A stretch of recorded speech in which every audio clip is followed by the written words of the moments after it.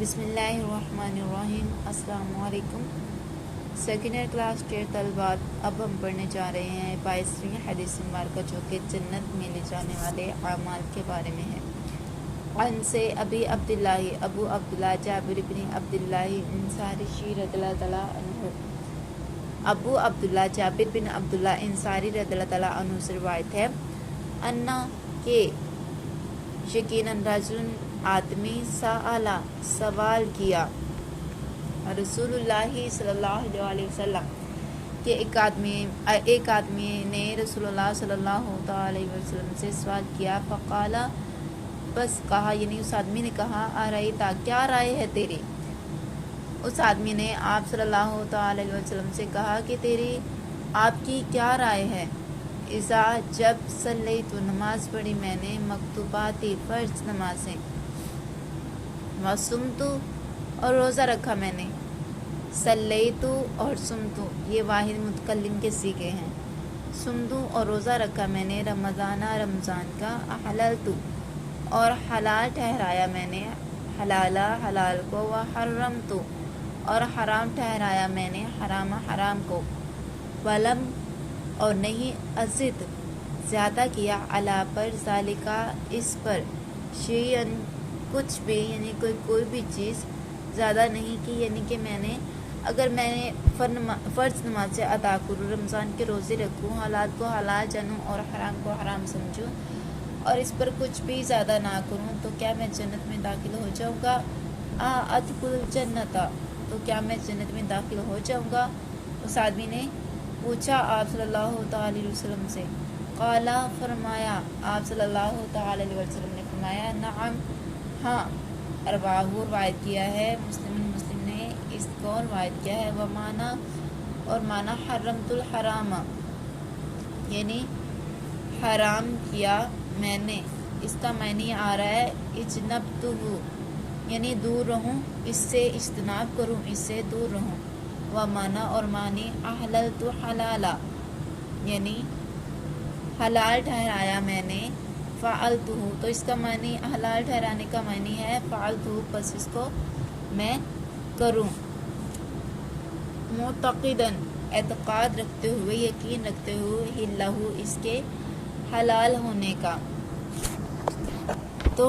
یہ طالبات اربعین نبی کی 22ویں حدیث مبارکہ جو کہ استحقاق جنت کے اعمال، یعنی ایسے اعمال جو انسان کرے تو وہ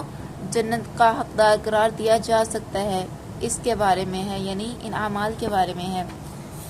حدیث نمبر 2 اور 3 میں بھی ہم پڑھ چکے ہیں کہ اسلام کے بنیادی 5 ارکان ہیں، کلمہ طیبہ، نماز، زکوٰۃ، رمضان مبارک کے روزے، بیت اللہ کا حج۔ لیکن اس حدیث میں سائلیں رسول اکرم صلی اللہ تعالی وسلم سے صرف 2 ارکان اسلام کا اور حلال و حرام پر عمل کرنے کی بات کی ہے، اور حضرت صلی اللہ علیہ وسلم سے گارنٹی چاہیے کہ اگر میں 5 وقت کی نماز ادا کروں تو کیا میں جنت میں داخل ہو جاؤں گا؟ تو آپ صلی اللہ تعالی وسلم نے فرمایا، تم ضرور جنت میں داخل ہو جائے گے۔ اور جب وہ شخص واپس چلا گیا تو رسول کریم صلی اللہ تعالی وسلم نے فرمایا، جو کسی جنتی کو دیکھنا چاہے تو وہ اس آدمی کو دیکھ لے۔ کلمہ طیبہ کا اقرار و اعتراف سے ایک انسان مسلمان ہو جاتا ہے، یہ ہم سب کو پتہ ہے۔ اس شخص نے کلمہ طیبہ کا ذکر اس لیے نہیں کیا کیونکہ وہ مسلمان تھا، زکوٰۃ کی بات اس لیے اس نے نہیں کی کیونکہ وہ صاحب نصاب نہیں ہوگا، یعنی کہ اس کے پاس اتنا مال نہیں ہوگا کہ وہ زکوٰۃ ادا کر سکے، اور حج کا ذکر بھی اس لیے نہ کیا کہ اس کے پاس حج کی استطاعت نہ تھی، وہ حج کی طاقت نہ رکھتا ہوگا، چونکہ حج زکوٰۃ کے مکلف وہ لوگ ہیں جنہیں اللہ کے فضل سے، اللہ کے رزق سے وافر حصہ ملا ہے، ضرورت سے زیادہ ملا ہے، تو وہ یعنی کہ جو صاحب نصاب ہوتے ہیں ان پر یہ زکوٰۃ اور حج فرض ہے، تو وہ صاحب نصاب نہیں ہوگا یا حج کی استطاعت نہیں رکھتا ہوگا، اس لیے اس نے ان باتوں کا ذکر نہیں کیا۔ 5 وقت کی نماز اور رمضان شریف کے روزے اور حلال و حرام دراصل ہر امیر غریب پر فرض ہے، تو رسول کریم صلی اللہ تعالی وسلم کے سامنے اس نے اپنے اخلاص کا اظہار کیا ہے کہ اللہ کے رسول، میں جن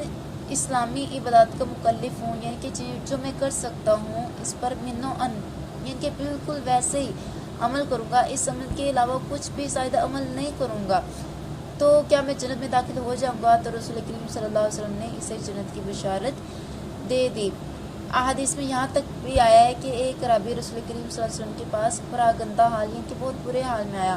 اور کہا کہ اے اللہ کے رسول، مجھے بتائیے اللہ نے مجھ پر کون سی 5 نمازیں فرض کی ہیں؟ آپ صلی اللہ علیہ وسلم نے فرمایا 5 دل چاہے تو نفلی عبادات، یعنی کہ 5 نمازیں فرض ہیں، اگر دل چاہے تو نفلی عبادات یعنی نفلیں جو نمازیں ہیں وہ بھی تم ادا کر سکتے ہو۔ اس نے پھر عرض کی کہ مجھ پر کون سے روزے فرض ہیں؟ تو آپ صلی اللہ علیہ وسلم نے فرمایا رمضان شریف کے روزے اگر دل چاہے تو نفلی، یعنی کہ رمضان کے روزے یہ فرض ہیں، اگر دل چاہے تو وہ نفلی روزے رکھ لے۔ اور پھر اس نے کہا کہ مجھ پر کتنی زکوٰۃ فرض ہے؟ آپ صلی اللہ علیہ وسلم نے اسے تفصیل فرمائی، یعنی کہ اسے سب کچھ بتا دیا، وضاحت فرما دی۔ تو تب اس بدو نے کہا مجھے اس ذات کی قسم ہے جس نے آپ کو حق کے ساتھ معزز کیا ہے، جو کچھ مجھ پر فرض ہے اس میں کوئی کمی نہیں کروں گا اور کوئی نفلی عبادت بھی نہیں کروں گا۔ تو آپ صلی اللہ تعالی وسلم نے فرمایا اگر اس نے سچ کہا تو یہ جنت میں داخل ہوا، یعنی اگر انسان دل سے فقط فرضی عبادات کرتا رہے، نفلی عبادات نہ بھی کرے،